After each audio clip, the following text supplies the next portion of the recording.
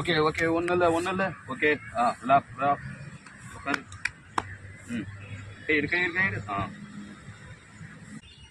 Self defence அதை வந்து நம்ம எப்படி பண்ணுறோம், ஒருத்தர் நம்மளை தாக்க வராரு, அவர் எப்படி நம்ம வர்ம பாயிண்டில் தடுத்து நிற்க வைக்கிறேன்னு. இதுக்கு முன்னே நான் நிறைய வீடியோ பண்ணியிருக்கேன்.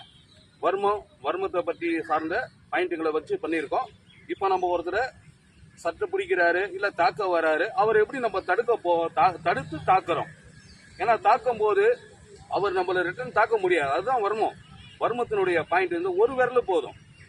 வர்ம கலை நல்லா தெரிஞ்சவங்களுக்கு தாக்கக்கூடிய ஒரு கலை வர்ம கலை. அந்த வர்ம கலையை எதிரிகிட்ட இருந்து நம்ம தாக்கும் போது அவங்களால ரிப்பீட்டா நம்ம எதுவும் பண்ண முடியாது.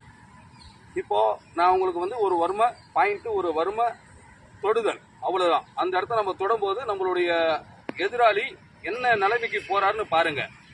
இதை வந்து நீங்க எங்கேயும் பயன்படுத்தாதீங்க, யாரையும் தாக்காதீங்க. ஏன்னா இது உயிர் போற ஒரு கண்டிஷன் வந்தாலும் வர்ம கலை தெரிஞ்ச ஒரு ஆசான் யாரையும் தாக்க மாட்டார் வர்ம கலையில.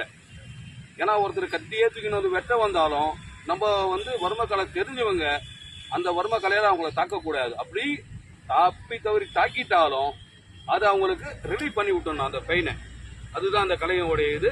நீங்க வந்து இதை ஓகே இப்ப பாருங்க, நம்மள ஒருத்தர் தாக்க வராரு, அவரு தாக்கும் போது அவரை நம்ம எப்படி ரிலீவ் பண்றோம், அதுதான் வர்ம கலைன்றது விரல் வித்தை.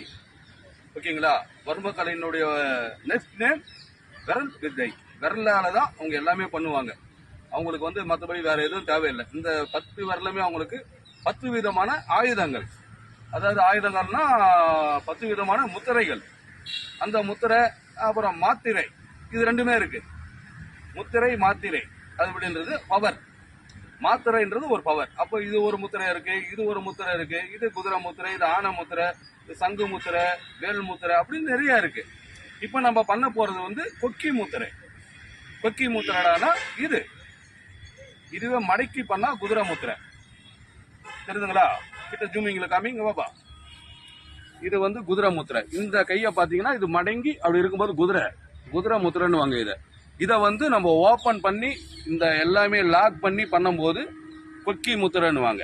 இது வந்து ஒரு மனுஷனை கொக்கி போட்டு இழுக்கிற மாதிரி ஒரு முத்திரை. இந்த முத்திரையை பயன்படுத்தி தான் இப்போ இந்த வர்ம பாயிண்ட் நம்ம தொட போறோம். நீங்க நல்லா வாட்ச் பண்ணுங்க.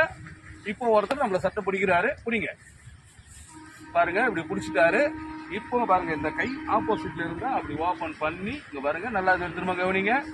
இப்படி இருக்கு, இந்த கை வந்து இந்த பக்கம் இருக்கு. இப்போ இதுல ஓபன் பண்ணி திருப்பி இந்த காதோட மடல் பின்னாடி பக்கம் இந்த பக்கம் வாங்க. இப்போ 1 2 இந்த பக்கம் வாங்க, அப்படியே வாங்க, இந்தாண்ட வாங்க. இந்த மாதிரி தடுத்துட்டோம். தடுத்து இந்த இடம், இந்த செவி குத்தி வர்மத்துக்கும் இந்த உறக்க கால வர்மத்துக்கும் நடுவுல இந்த இடம் வருது.